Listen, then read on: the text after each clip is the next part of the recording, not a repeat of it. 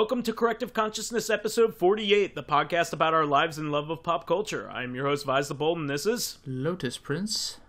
And Mr. Ryu. Whoa, he's back. Oh my god, I'm back from the dead. No, he meant me. Oh, that's true. Yeah, Vice is back. Back again. Yeah, let's talk all about Vice this week. Yeah, okay, yeah. Perfect. Hey, you, get out of the way. Oh. Oh. I know you haven't been on here for 30 episodes, but Yeah, but Vice is back. But this is Vice's show. Yeah. It's not the Mr. Ryu show. Ugh. Well, actually, there's been quite a lot for you to be able to talk about recently. There's been a lot of stuff going on in the fighting game community recently, so I'm actually really excited to hear what you have to say regarding a lot of that stuff. Oh, well, I saw some Ultimate Marvel vs. Capcom 3. Marvel vs. Capcom Infinite leaks. I'm just kind of neutral about it, competitive wise. Story wise though, I am interested because X is supposed to be the main protagonist, and there's X? Yeah, X from McGee. Okay. For the story Mega mode, X. for the cinema. It's gonna be the cinematics are gonna last maybe 2 hours. Nice. And there's a lot of DLC planned for this game, so it is really kind of scummy of Capcom for a lot of people, but whatever. I don't know, a lot of people don't like the idea of having to pay for two characters a lot. I mean, they're kind of doing that with Street Fighter V right now. Honestly, I think they're kind of pulling a bad move right now, having season 2 with new characters rather than returning characters. Because I think they should do that with season 3 instead of season 2. But I don't know what's going on with Capcom. Oh, for Street Fighter V? Yeah. Yeah. What are the odds on Fat Mega Man showing up? It was pretty good, I say. I loved him in Street Fighter Cross Tekken, as everyone did. People got so mad about that, and I guess maybe it's because I'm not the most diehard Mega fan, but I thought it was hysterical. Dude, I wasn't even mad. That was the greatest reveal. I wasn't even mad. Yeah. Yeah, I mean, I'm a huge Mega Man fan, and I thought it was when a company can make fun of themselves, it's really, really funny, especially their history. Yeah, Capcom and Sega are really good with that. Oh yeah, definitely Sega. Oh well, Capcom is really good on it too. One of my favorite Capcom moments in general is they had a Memorial Day celebration thing where they put up a picture of Rad Spencer from the remade Rad Spencer from Bionic Commando with his hot dog arm, and they're oh, be sure to eat plenty of hot dogs. And it's it's so dumb. It's so stupid. It was really amazing because they put a lot of time and money into designing that character. I mean, as goofy as he looks, they spent it was a decision, to make him that way. Well, yeah, they're willing to accept the memes with the dreads. Yeah, exactly. Yeah. The marketing team approved. I love how he's actually most famous for Marvel Capcom 3, where it's Bionic. Oh, I love that. Yeah.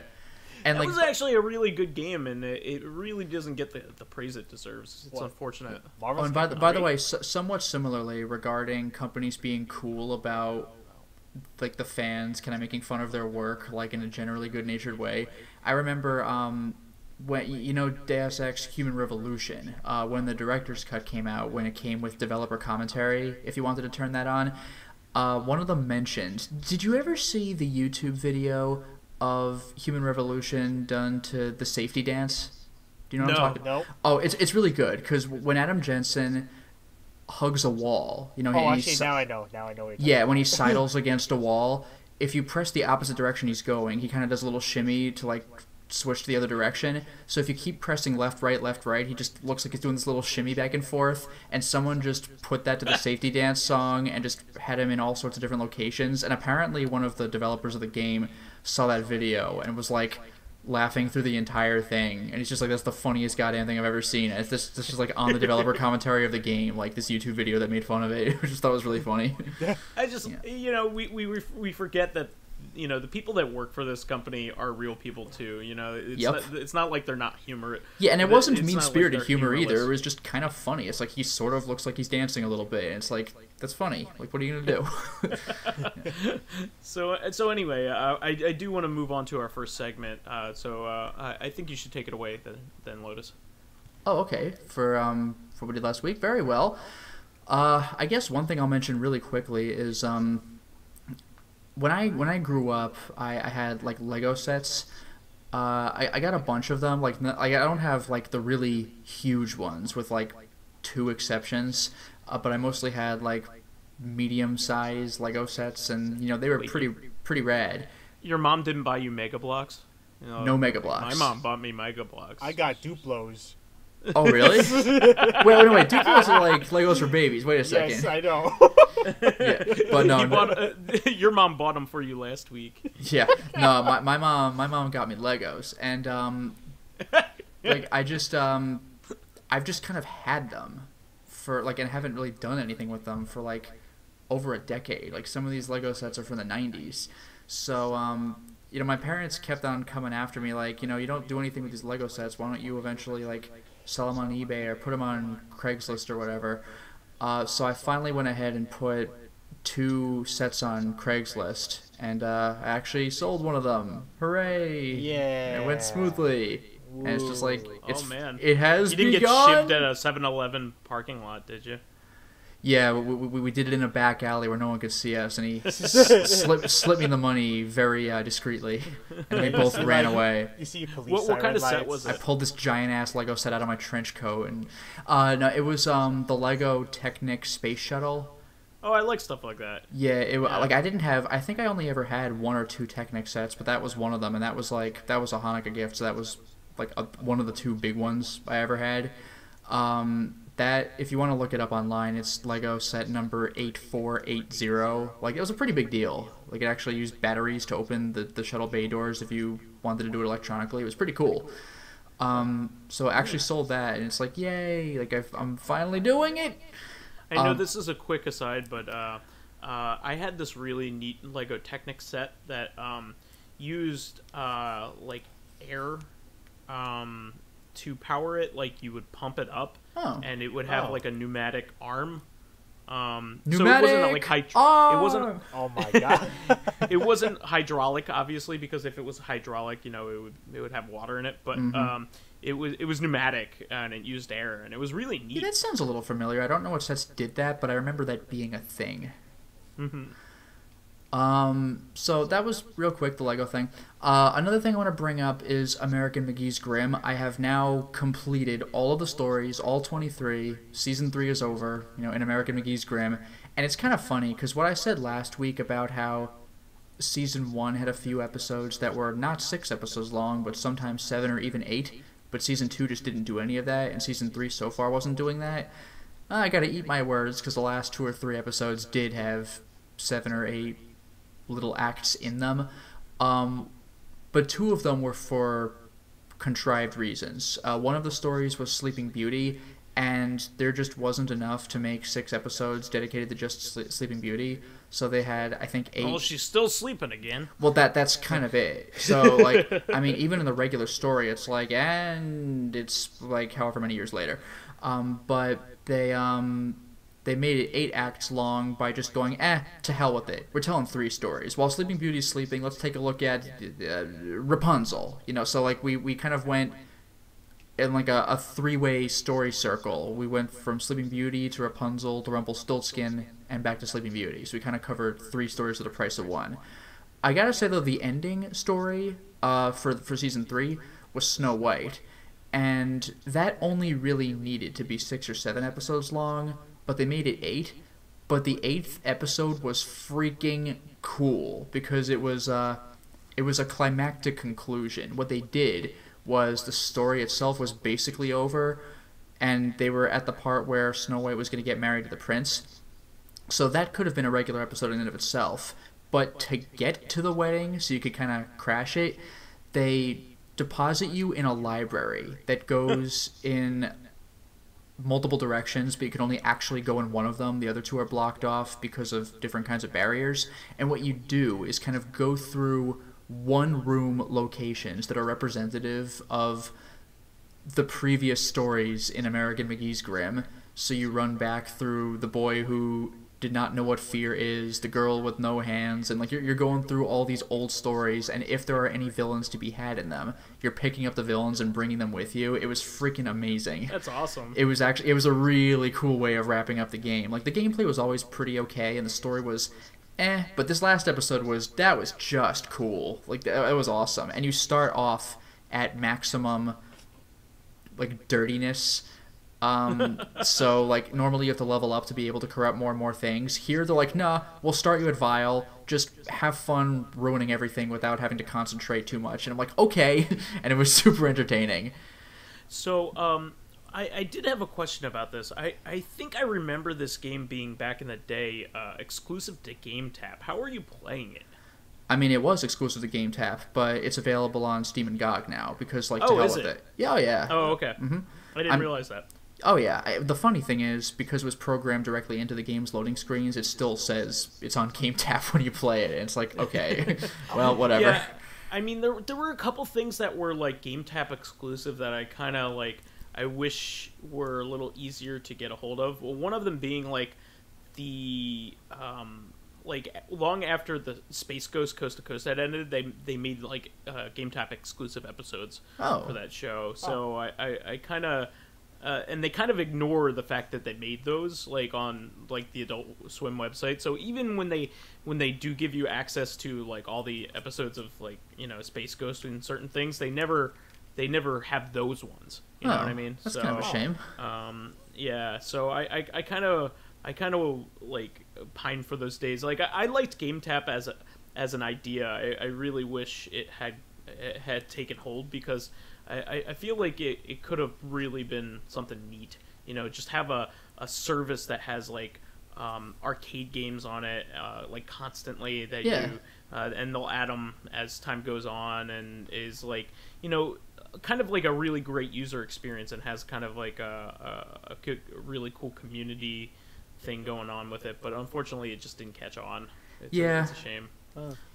And they were even planning on adding entire like Saturn games and things like that. That would have been sweet. Like, yeah. They had plans to add Panzer Dragoon Saga nice. to it. But you know, the funny thing, I think I might have mentioned this to you off the air before, but I saw a Lazy Game Reviews video that had this PC like specifically designed to support this one type of... Oh, no, it was a particular card for a PC, like a particular graphics card that was designed to support these like Sega Saturn PC games. So there was it was 4 games. I forgot one of them. One of them was some car racing game, one of them was Virtua Fighter 2, and one of them was Panzer Dragoon, the original. Yeah. And the thing with the Sega Saturn, this I believe you already know, is that I don't think it was capable of doing like square polygons. It did they were all triangles, I believe. Yeah, so to make a square it would kind of put 2 triangles together. So that's why there's kind of like a jagged look to it sometimes. Especially with blocky games like Virtua Fighter 2. So all of a sudden, you have these Sega Saturn games on a PC that can do squares. And I gotta say, like Virtua Fighter 2 and Panzer Dragoon, I don't know the racing games so well, but like those games clearly looked better on the PC version. It was kind of cool to see. And like, you can't really play those games anymore because they're such a specific hardware design. Like, I think you might need that card unless someone bothered optimizing those, but I don't know who would bother to do that. Yeah, what's actually really cool about that Panzer Dragoon port is that that was the one that was moved to Panzer Dragoon Orta, the Xbox game, the original Xbox game. Yeah. Actually had that port of Panzer Dragoon as a bonus. Oh, Orta has the original Panzer Dragoon? It sure does, yeah. Oh, damn, I had no idea. That's super cool.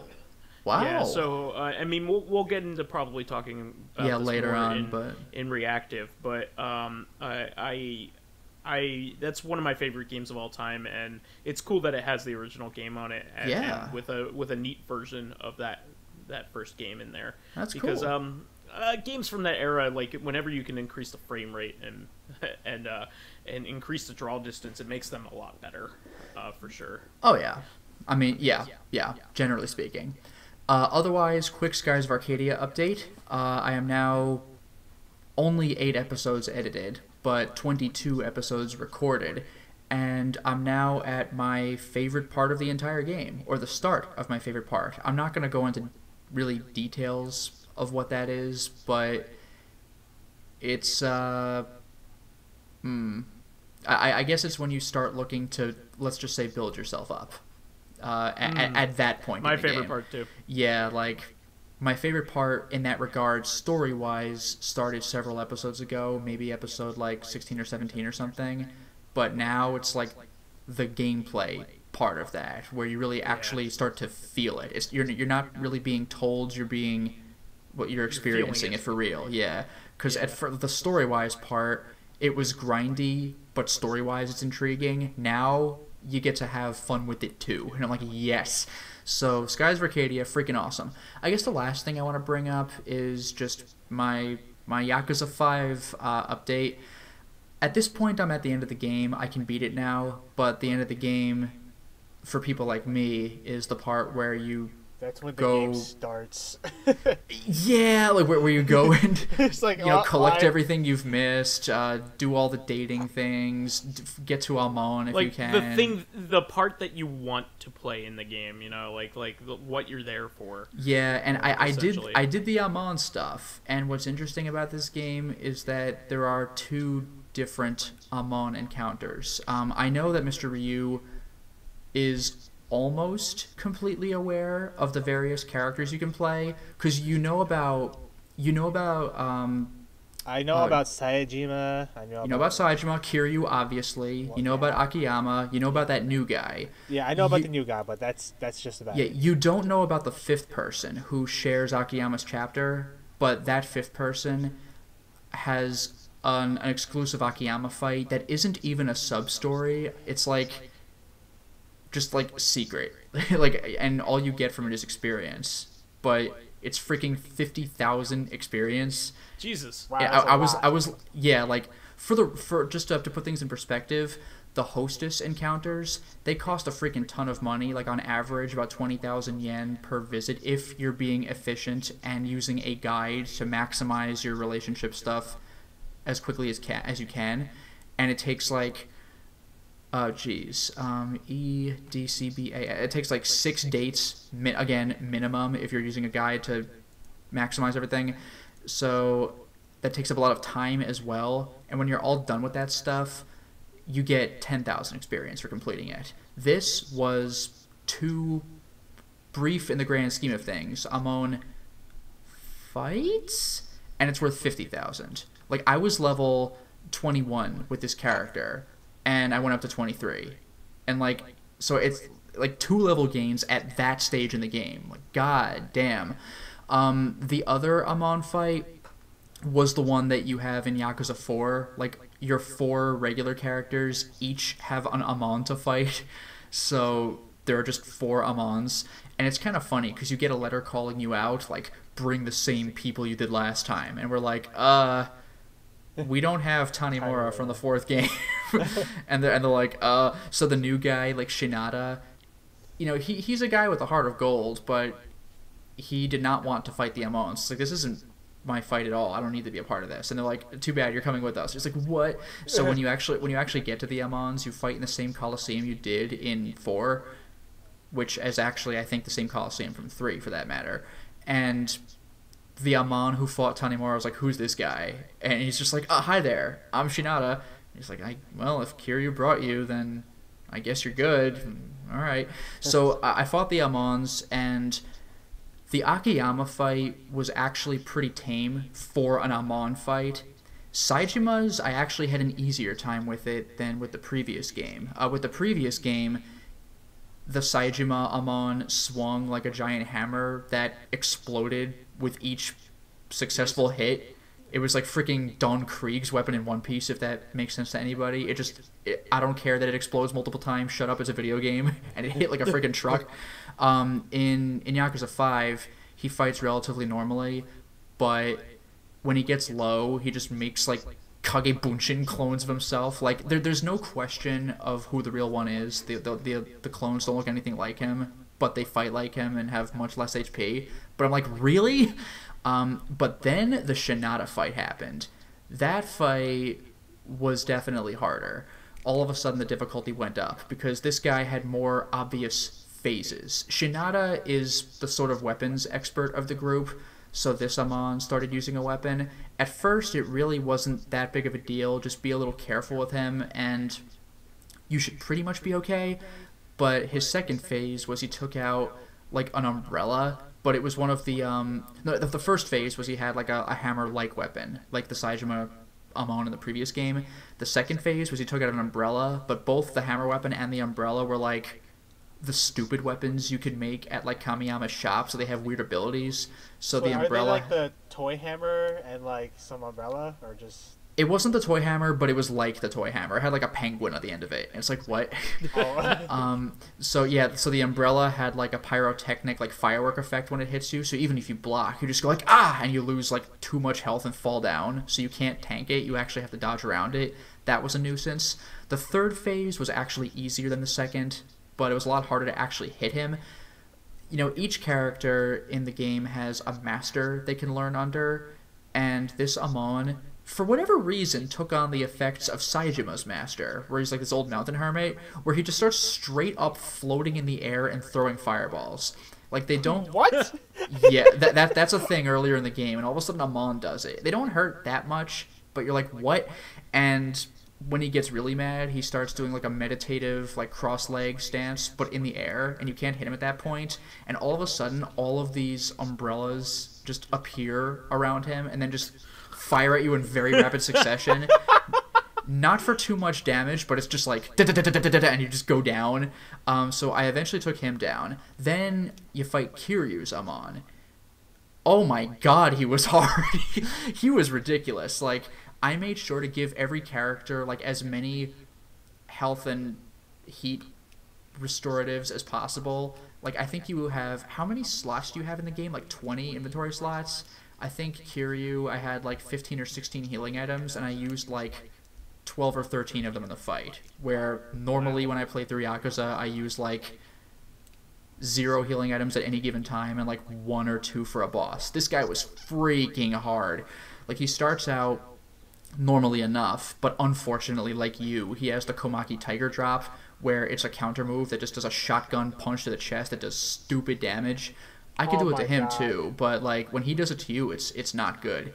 And then the second phase, he starts running around, like he does this sort of dash towards you that you were taught by Komaki. It's like an anime like dash toward you, but when he does it, it's like the final boss of Metal Gear Solid 2. He leaves like a fiery streak behind him that lingers for too long, so if you touch it, you just fall down and like take burn damage. So like you can't even run everywhere on the ring that you want to.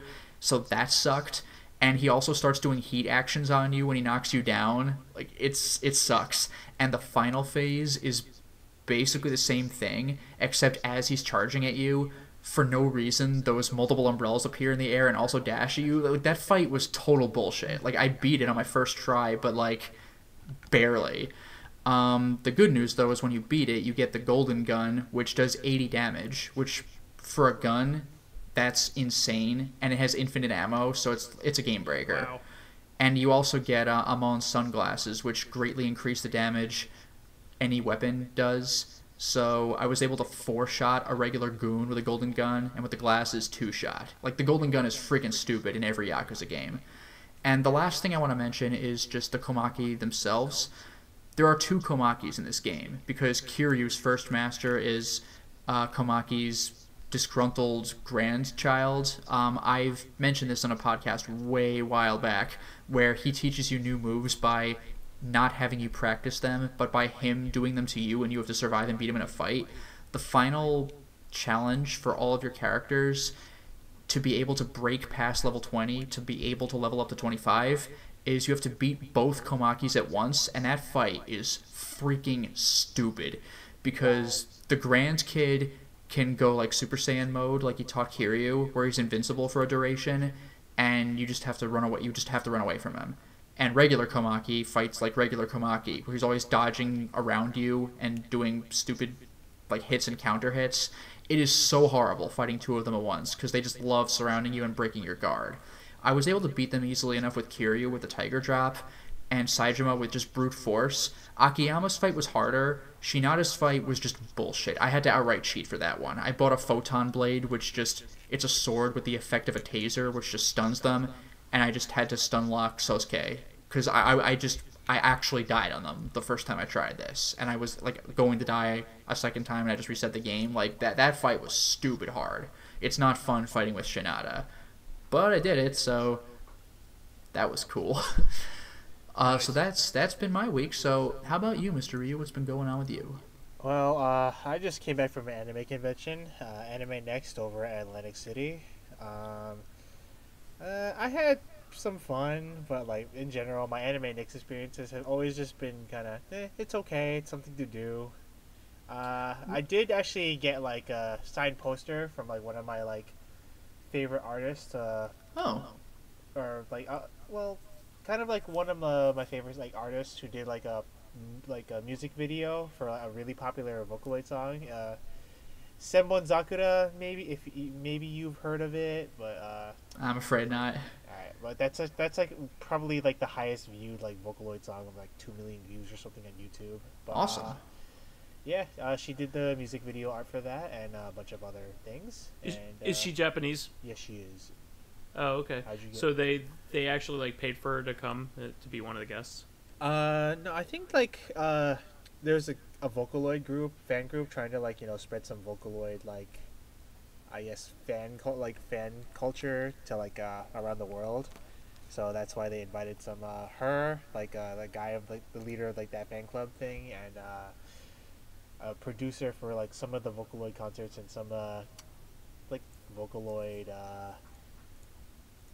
like some mishmash of traditional Japanese like culture and Vocaloid, kind of like with darn, I'm really bad at explaining this. Like taiko drums and Vocaloid, I think. So. Oh, okay. Yeah. Neat. All right, and let's see. I entered the Tekken 7 tournament because I had nothing better to do. I got third. Nice. Oh, nice. Yeah, like. What do you think of Tekken, the new one? I hear it's really good. Oh, dude, it's really good. It's kind of like my favorite fighting game right now. Wow. I'm coming from Street Fighter, and like it's weird to me because like I'm not really used to 3D fighters, but I am learning. I am gonna main Akuma. Like he's actually fun to play in that game. Yeah, I saw you do that one. Like I saw that Facebook video you posted where you did like something ridiculous, like a 90% combo or something. Oh yeah. Like he can do that with like full bar and rage. Like Yeah. Oh yeah, in Tekken there's this mechanic called rage where if you have low health, you like do extra damage, and like the lower your health, like the higher damage you do.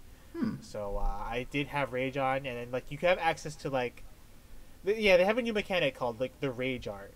Like rage was in like the previous Tekkens if I remember correctly, but the rage art is like a super move you could use like during rage mode. It takes away your rage mode, but like it's just a super move that does a lot of damage, and the cinematics for those are pretty cool. And Akuma, I hear the story is still really goofy and like really funny. I haven't seen this story, but like it looks pretty like for the Mishima side, it looks pretty like serious. But like the other characters like Lucky Chloe and Kuma have like goofy endings apparently. So yeah, and the Hayachi is always like really ridiculous from what I remember. Oh yeah, I think this time around Heihachi's is like serious, but I'll see when I play story mode. Yeah, Heihachi had the best story in the PS2 version of Soul Calibur 2. It was fantastic. Did you know about that one? No, I do not. Oh, it's great, because you know how like Link, Spawn, and Heihachi came there, and they try to like give them a backstory. It's like they came from another dimension, you know, like that kind of thing. When Heihachi wins, I think this was from Soul Calibur 2, but when Heihachi wins, It's just like, well, I beat this dimension, and he just kind of gets sucked away into another dimension, and he basically just keeps going from dimension to dimension, just beating everybody's asses, and then he finally ends up back in the Tekken dimension. He's just like, oh, okay. It's just like, nice. Yeah. That's really funny. Oh, He's supposed to be like the bad guy in the series, isn't he? no, Pretty actually, much. Wasn't he the boss of the first game? Yeah, he was, and also Kazuya, who's like the, I guess, hero of the first game, is also an antagonist.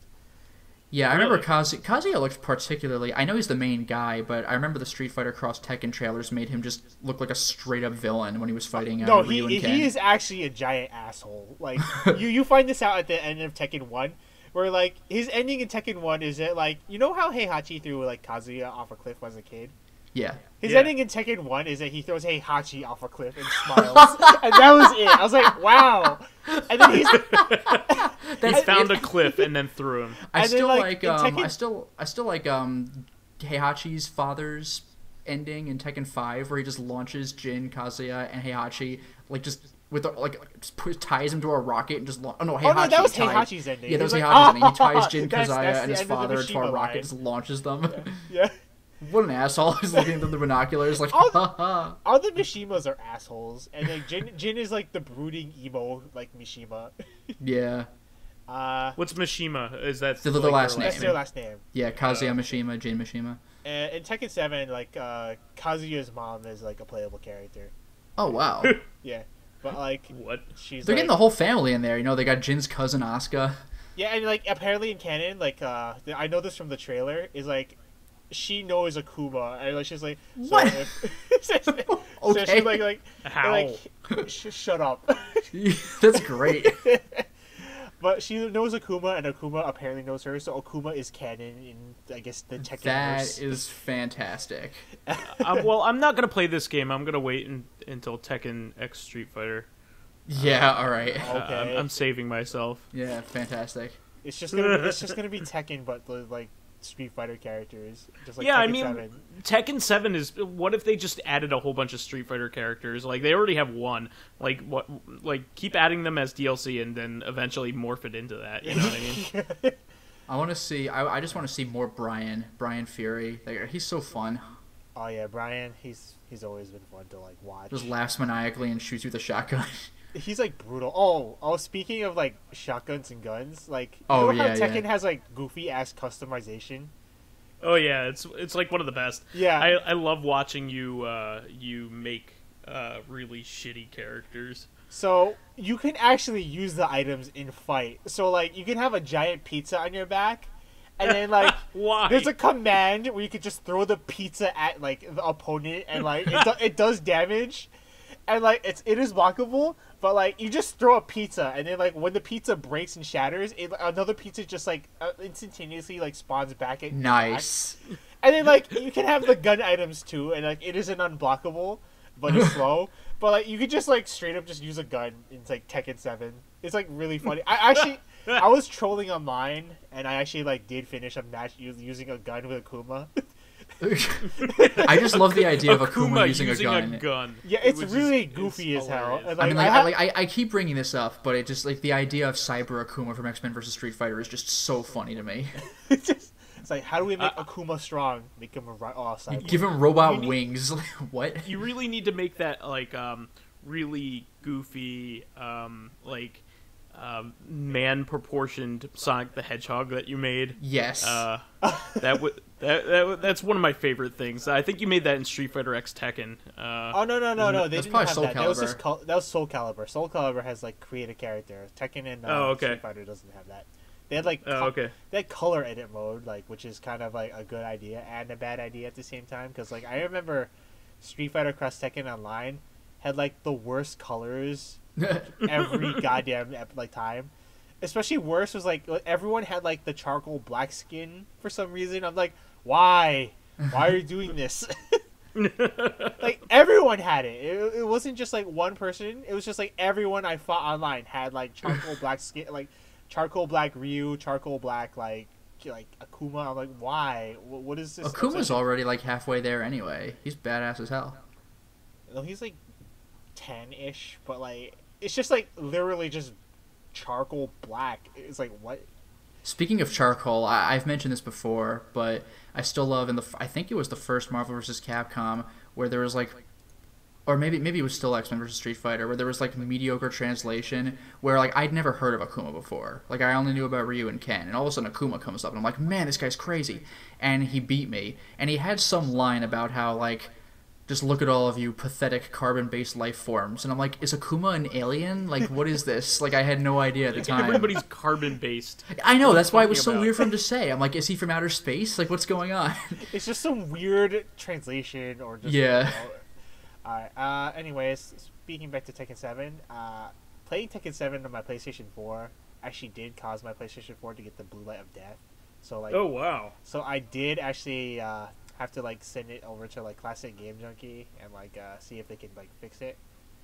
But I didn't know it was the blue light of death until I bought it to Classic Game Junkie. So wow. Yeah, it's still in the shop, right? Yeah, it's still in the shop. It'll take a while. I think like it'll come back this week, but it's still kind of annoying because like I actually do play Final Fantasy 14 on that too, so I'm like kind of behind on that. Because I did get Final Fantasy 14 on PC on through the Square Enix store, but it's like a download pre-order for like the 3-pack with like the newest expansion coming up, which is like Stormblood. So like I can't play on PC until like the 20th. So I'm just like, oh no, I'm behind until the game comes out. Yeah. Is that cross-platform? Like, can you use your account? Oh yeah, it's cross-platform. It's just like okay, neat. It's just like 11 was. Yeah, it's just really like Square Enix's servers, and then that's what you connect to, and then like everything's there. It doesn't matter what platform you play on. It's just Final Fantasy 14, and neat. And what else? One thing from E3 that got me hyped was the new Dragon Ball FighterZ game by ArcSys. Yeah, it looked like Guilty Gear Xrd, but with Dragon Ball Z. Yeah, that. So it's a 2D game. Yeah, it's a 2D. It's 2.5D with. It's Dragon Ball Z with Xrd style, animation. Yeah, I missed that. So that is godlike. Yeah, that's basically what we should have been the whole time. Also, it's going to be like a skill-based fighter, not like a derpy, I guess, like Tenkaichi kind of like casual fighter. It's actually going to be a serious fighter, like 3v3, like Marvel vs. Capcom style. Yeah, that's nuts. See, I'm very happy that they're doing this kind of thing. I might not be into Dragon Ball or fighters in general, but I do like watching Arc Systems stuff because it's They're just beautiful. so beautiful. Oh my god, yeah. Just a couple days ago, I was at Lumionaire's place watching him do the Descend the Tower mode in the newest Blaze Blue, and just like, that stuff is ridiculous. Well, I'm glad that they're going back to licensed stuff. They haven't done a licensed one probably since the Persona 4 Arena, but like they only do a licensed one occasionally. But yeah, like I liked when they did Fist of the North Star, and I liked there's Sengoku Basara. Those were actually really shitty and unbalanced, but like yeah, they were, but they're fun to play, watch. especially when like you're casual. But like I totally forgot they did Sengoku Basara. It is. They're still considered like kusoge. But like, there is a community that loves playing kusoge. So yeah, well, I would love to see a new Fist of the North Star, like Zard style game. I mean, there's like, they have no reason to make one, but it'd be cool as hell. Oh my god, I can't, because like the animation just looks so beautiful from the trailer. It just got me. And by the way, this is a minor thing because like the commercials for it, like I saw the Japanese trailer for it. I mean, I guess it was the worldwide trailer, but like the in-game voices were the Japanese cast, and sure enough, they brought back all the old DBZ voice actors, so you get to hear like Japanese Frieza, Japanese Goku, and of course Norio Wakamoto for Cell. That's just like endlessly entertaining. I'm probably gonna be like the only one that like amongst our friends that like thinks this, but I kind of like the Japanese voices better than the dub. I generally prefer English. Everybody but Goku. Goku definitely go with English, but I kind of Cell's pretty good with both. Frieza, I think I'll go with Japanese, but Cell's pretty good in English. But freaking Wakamoto, man. Yeah, but I actually do kind of like Goku's voice in Japanese. It's just like a weird preference of mine. But I do like both the dub and the sub. He sounds like an old lady because he is one.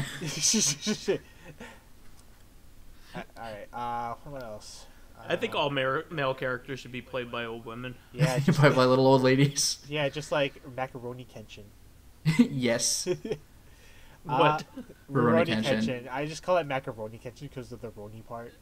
So Rice- Like dumb. all the characters Yeah. were played by women? Well, Kenshin was. Kenshin was.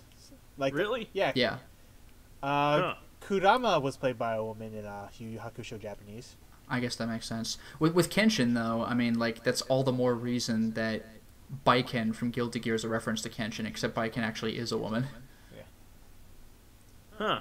Was that the case in the original Samurai X OVAs? I don't know.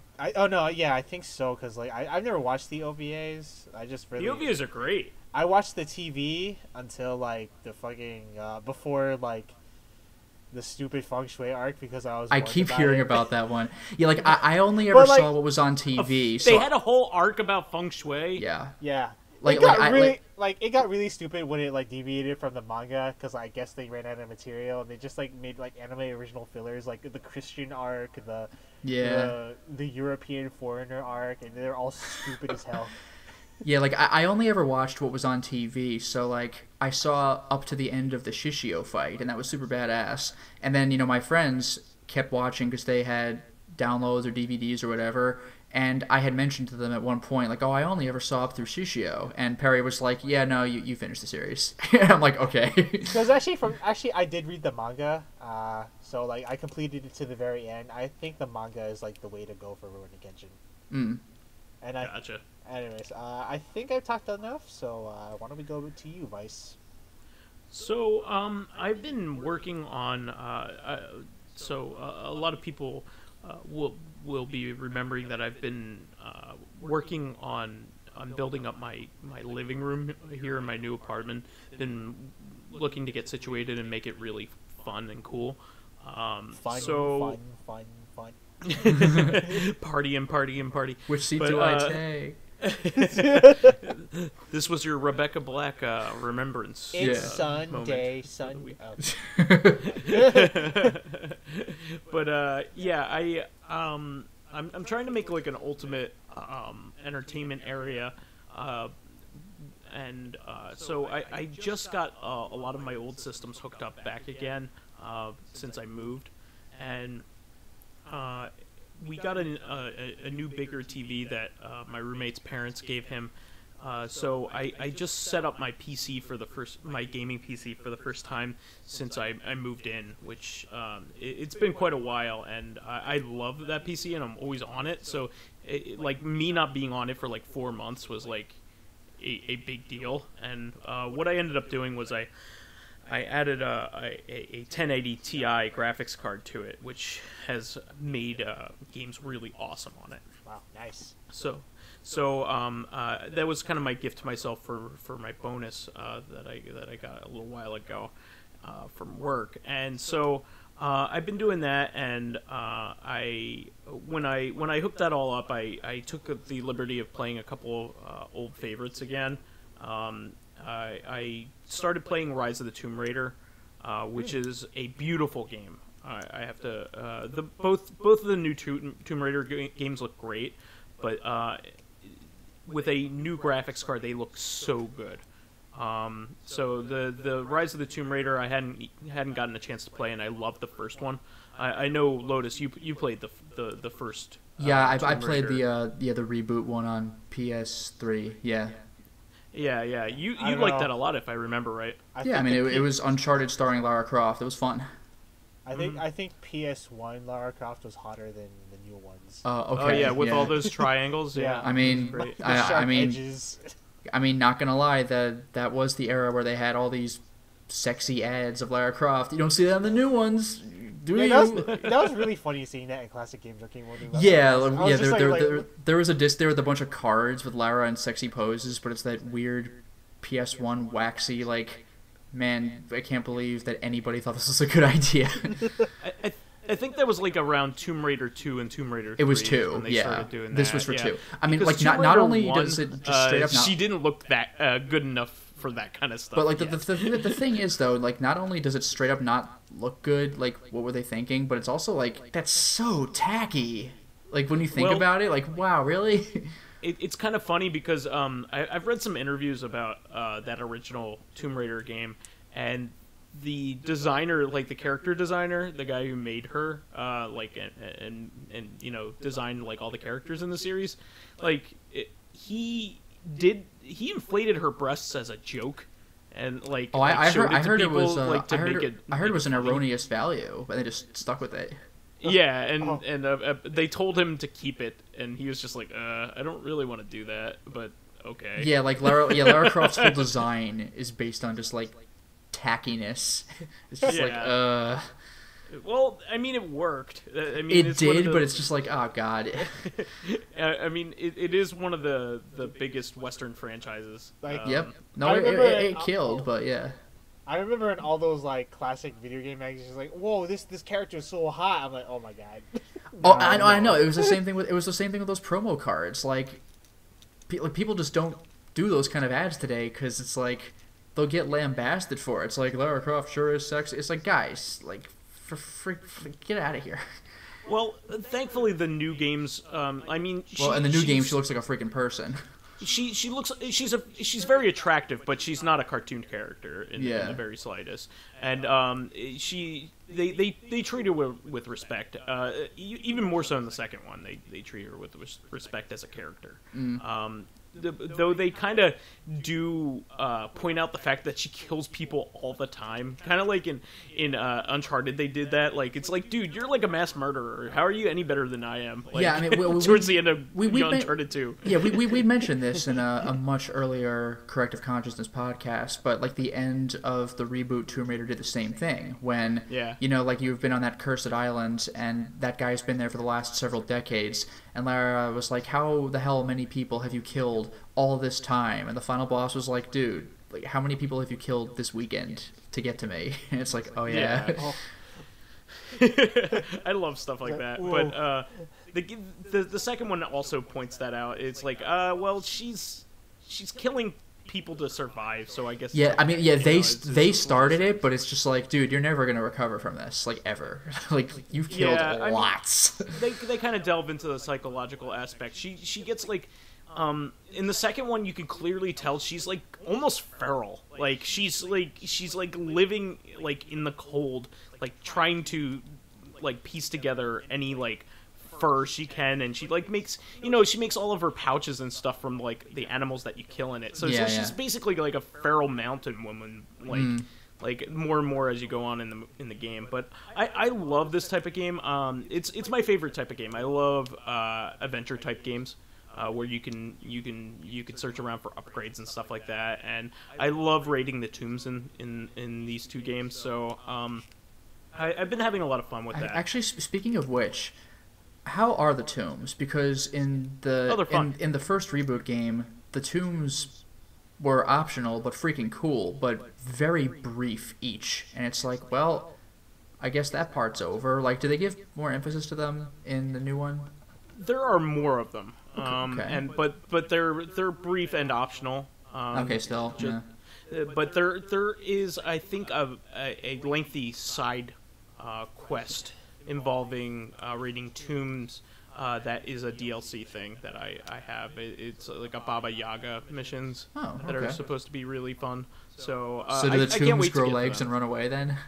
Oh, I have no idea. I'm sure it will involve the chicken-legged house. I was wondering if anybody would get that. Yeah, Baba Yaga was a witch from folklore whose hut could just straight up grow legs and go places. So like, you might look out of your window one day and like her house is next to yours, and it's like, oh no. I thought she's the witch in Dragon Ball.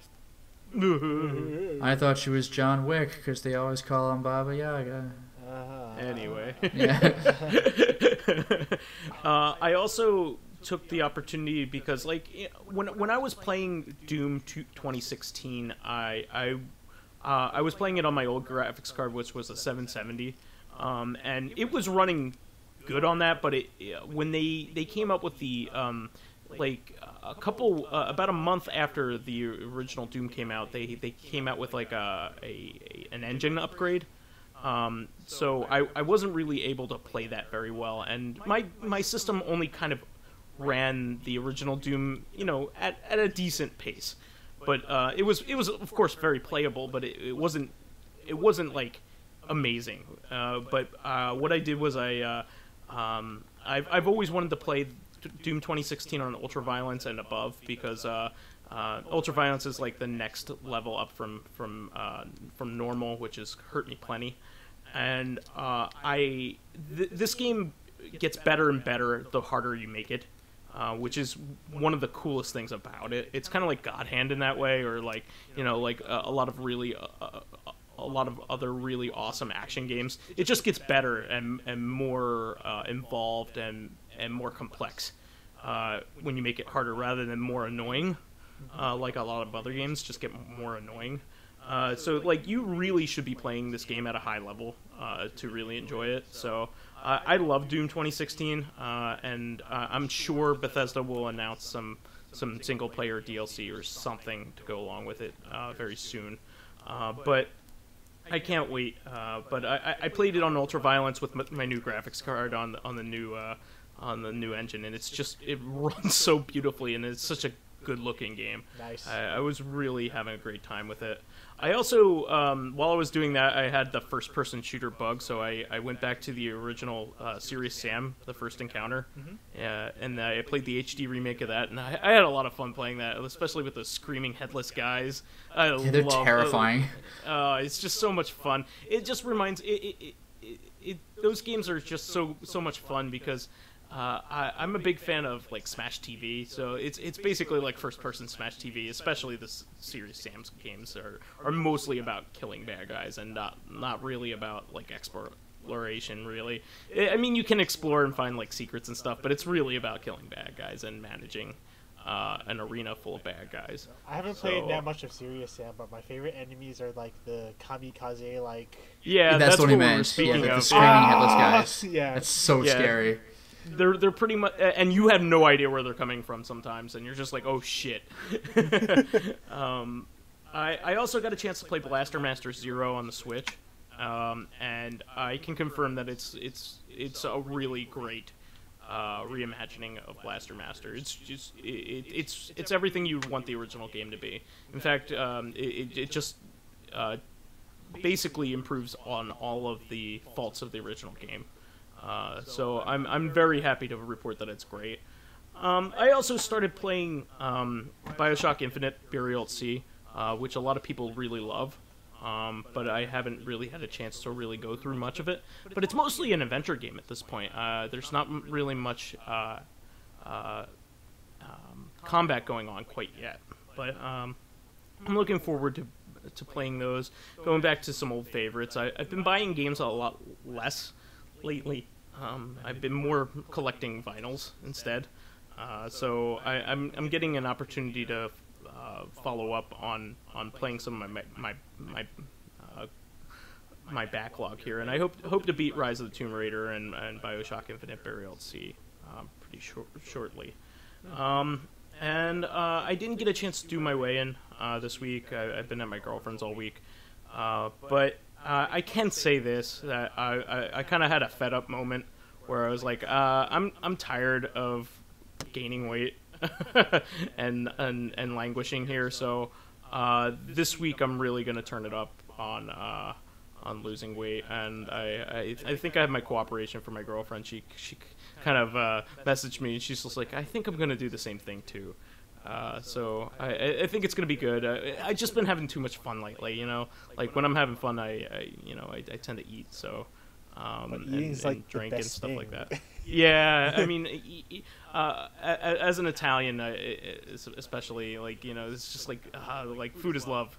Like that's like a big thing in our culture. Like, so yeah, because like I'm like one of those people who doesn't like eat to live. I live to eat. yeah. I love eating. I love going to eat out. I love showing my appreciation for people by feeding them, and by making them drinks and making them food. So like I've been doing that a lot lately, and I just need to watch myself. I mean, that stuff is all good, and it's good stuff, but I should just watch my intake and watch what I'm putting in my body. But you haven't been feeding me a lot. My food. Come on, man. Actually, Where's you've my been doing food? really well as of late. Why don't you mail us some stuff, Vice? Come on. Yeah. Feed us. You love that. Yeah, but you've been doing really well as of late. I do have to say, I think I really have thought that you've done a really good job with your weight loss lately. Oh yeah, So. I've practically hit a plateau right now. Like I'm trying to like get out of it, but It's tough. It's tough after. It's just like, oh no, I hit a plateau, but I keep wanting to eat. Like I keep wanting to eat things. Yeah, it's a tough thing because you have to change your whole mindset on how you want to interact with people too. Like because like you want to eat like crappy food around your friends and stuff like that. You want to eat like like onion rings and stuff like while you're hanging out with your friends. Oh yeah, pizza definitely. and stuff. But it's one of those things. So I really want to get back on track. But having said that, I hope next week to show some progress. But anyway, we should move on to questions here. Yeah, I think we have time for a question. Fakafon asks, do you usually prefer games where the player is about as strong as their enemies, like Final Fantasy Tactics or Pokemon, or do you prefer games where you're a one-man army or powerhouse, like God Hand or like Musou, like Dynasty Warriors games or something like that? I actually, for my answer for this, I would probably like to say that my favorite is when you go from being a rank and file person to being a monster. Yeah. So like Zelda's like that. I would probably say you go from being a very weak hero to being like a very broken hero by the end of the game. Like you are very much prepared for anything that the world can throw at you with all the equipment that you've assembled. By the end of the game, I also kind of like that transition, that progression. Like one of my favorite like video game things, even though like I don't play this and I don't plan on playing it, but NetHack has your character being like a really weak character. He can be killed by pretty much anything very very early on in the game, and then as you progress, you fight. 3 horsemen of the apocalypse, and then you find out that you are war. Like the implication is that you're war, or death. I forget which one. I think you're supposed to be death. But I just love the fact that you go from being this really weak character that can be killed by anything, and then you kill the 3 horsemen of the apocalypse, and then you're the last one left. It's really cool how you can see a progression like that. I also think it can. I think it can be really emphasized by and played off well by any game. What your position is in these worlds.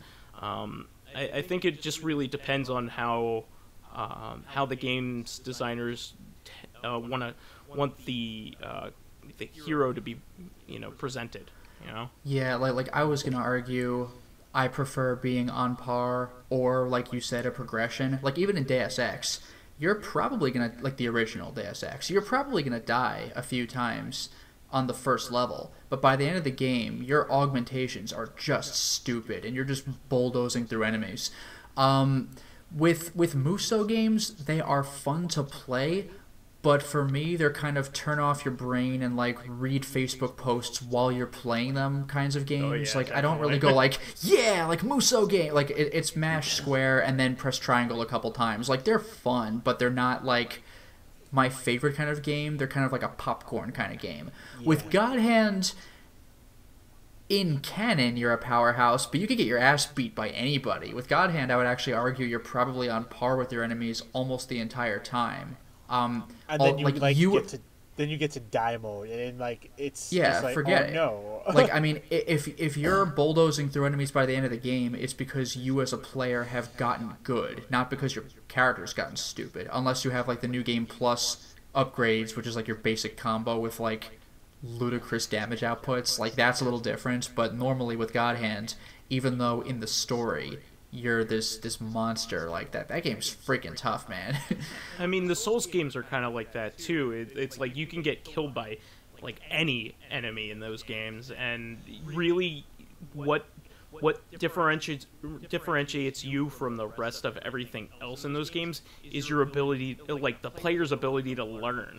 Well, that is true, but you do level up, and your equipment can get stupid as well. Like, because this isn't like God Hand where you go from level 1 to level the end. Like, you can go back to any area in Dark Souls, and the early enemies, which were a genuine threat back then, are like they like can't hurt you anymore. So like that Dark Souls has more of a progression for sure, but like if you're sticking with the story, then I guess the enemies level up with you, but you can go back and see how pathetic you were at the beginning and be like, I can't believe I was ever actually like that.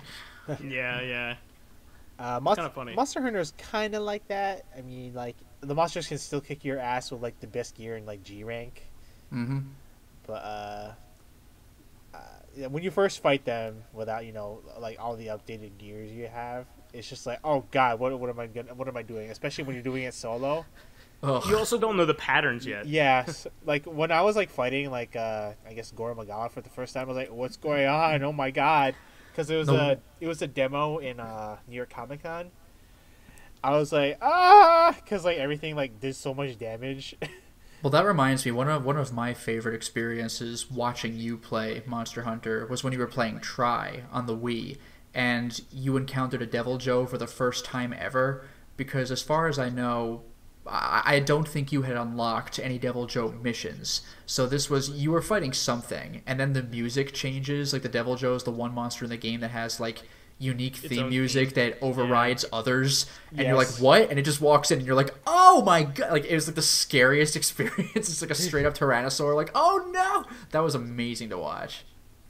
I was just like, that was like, yeah, it was funny. Great, because like it just one-shotted like my like online teammate, and I was like, yeah, that's the worst.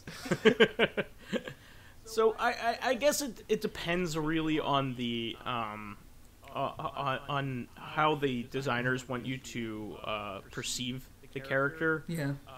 But I would say probably my favorite are the transition. You go from being a very weak character in a world where everything wants to kill you, and then eventually you find a way to cope with it, and then also like tame the world. I really like that kind of progression in games. Yeah, and Skies of Arcadia and Valkyria Chronicles both do that. Like with Skies of Arcadia, you go from a guy to like, you know, your bounty just keeps increasing and increasing. You know, like Luffy from One Piece. All of a sudden, he's like one of the most wanted people in the world. And like with Valkyria Chronicles, hey buddy, do you think you know how to manage like 3 soldiers and tell them to make commands? And like by the end of the game, you're like are a well-known commander who has his own unit. Like, it's freaking sweet. Yeah, so Suikoden is also like that. You know, you start off as just one character and you amass like an army. Yeah, which is really fantastic. I love anything like that where you can really they really emphasize the change in the power dynamic that's going on as time goes on. You know, Shining Force does that too. As well, and you know, on the Genesis, I just love stuff like that. You go from being just a dude and a couple friends to being like this unmovable army where everybody loves you and you're dynamic, you know. And I remember Luminaire, like watching Luminaire play Fire Emblem Path of Radiance for the GameCube. Like once again, you're learning from your master, and you're just fighting in the woods, like sparring. When the Black Knight comes in and just wrecks all of your shit, and then you're like, oh geez, like I gotta join the army and see if I can fight this guy. And like by the end of the game, you're standing next to the princess giving a dramatic, like, it all comes down to this, like a motivational speech to like this sweeping army. It's like you're the guy doing this. Like it's freaking cool. Like, I just love it. Yeah, I do love stuff like that. So I guess that's all for this week. We want to thank our fan that contributed a question here. Mm-hmm. And please keep us supplied with awesome topics by submitting questions of your own on this on the YouTube and SoundCloud pages. And while there, please give us thumbs up, likes, and 5-star ratings on our on iTunes. It helps us promote and spread awareness of the show, and any bit of encouragement helps keep the show going. And maybe Mr. Ryu will want to continue to come back. Maybe I will. Oh, we didn't scare him away this time. So you can catch us on Thursdays on our sister podcast, Reactive Consciousness, the in-depth look at this week in pop culture. And finally, you can friend me as VyseTheBold, VyseTheBold, on Steam, PSN, Xbox Live, and Twitter. And you could follow me on my YouTube channel, Lotus Prince. You could hit me up on Twitter at Lotus Prince, all one word. And if you're interested in catching my videos early or getting in on exclusive streams and maybe even selecting the next game I should Let's Play, maybe feel free to stop by my Patreon, which is patreon.com/LotusPrince. Again, all one word. Throw the man some shekels, why don't you? Some neo shekels in the cyberpocalypse. And Mr. Ryu, do you want to plug, maybe try to get some expert 2D fighters to challenge you? Not really, actually. I think I'm good. No, fair enough. Fair enough. It's just like Old Man Stompy and Pyro. Like, if you can't find me, then I don't want to be found. Although, for the record, though, if they do want to be found, you can hit them up at Pyro Jack Frost on various media if he has it, and Old Man Stompy on various media if he has it. And I'm usually just MR_Ryu45. Just like across everything. Like I didn't know Ryu was his last name. Yeah. Yeah, Mr. was his first name the whole time. I'm MR Ryu.